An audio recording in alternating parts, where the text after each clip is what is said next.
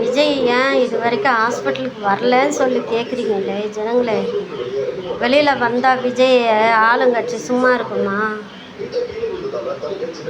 அவரை ஏற்கனவே போட்டு தள்ளுறதுக்கு தான் முடிவு பண்ணி இவ்வளோ கதையை நடந்துருக்குது.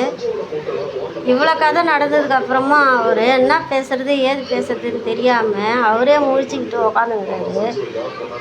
சோறு தண்ணி கூட இல்லாமல் இருக்கிறாருன்னு பேசிக்கிறாங்க மீடியாவில். அவர் இது இன்னும் பார்க்கலன்றீங்க.